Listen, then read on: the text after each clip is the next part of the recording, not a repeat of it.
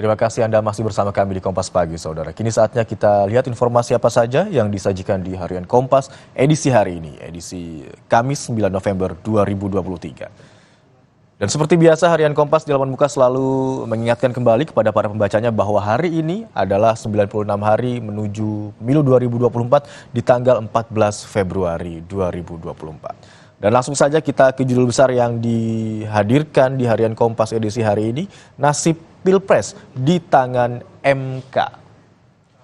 MK mulai menyidangkan pengujian kembali aturan batas usia Capres-Cawapres.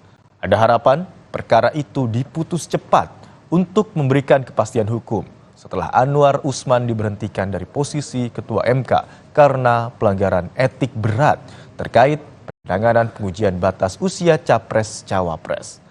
Sementara sejumlah putusan MK terkait pelaksanaan pemilu diputus dengan beragam durasi. Seperti yang disajikan di grafis di halaman muka Harian Kompas ini. Mari kita lihat bersama saudara, ada beberapa durasi diantaranya 73 hari untuk batas usia Capres-Cawapres di atas 40 tahun, kecuali memiliki pengalaman atas sedang menduduki jabatan yang dipilih melalui pemilihan umum. Kemudian di bagian kanan bawah durasinya mencapai 32 hari untuk putusan publikasi hitung cepat pada hari pemungutan suara. Baru bisa dilakukan pukul 15 waktu Indonesia Barat. Selanjutnya 23 hari untuk pemilihan presiden 2014 cukup dilakukan satu putaran dan pasangan calon terpilih berdasarkan suara terbanyak. Dan penggunaan KTP elektronik serta surat keterangan perekaman KTP elektronik atau SUKET untuk memilih. Dan dengan durasi yang tersingkat yaitu 20 hari untuk putusan Mahkamah Konstitusi memperbolehkan penggunaan KTP dan paspor bagi warga yang tidak terdaftar dalam daftar pemilih tetap. Dari halaman muka mari kita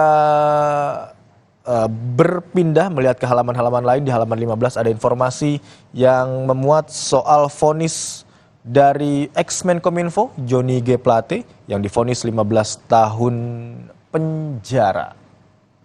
Majelis Hakim menilai bekas Menkominfo Johnny G. Plate tidak mengakui kesalahannya dan tidak merasa bersalah. Johnny divonis sesuai dengan tuntutan jaksa, di mana Johnny G. Plate dijatuhi hukuman 15 tahun penjara dalam perkara dugaan korupsi proyek pembangunan Menara Base Transceiver Station atau BTS 4G.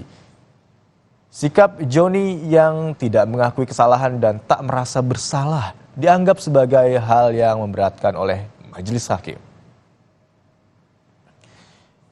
Ya saudara, itu tadi dua informasi yang sedikit kami kupas di Harian Kompas edisi hari ini Kamis 9 November 2023. Tentu saja masih banyak informasi lainnya yang dapat Anda baca di Harian Kompas edisi hari ini 9 November 2023 atau Anda juga dapat membacanya melalui daring di kompas.id.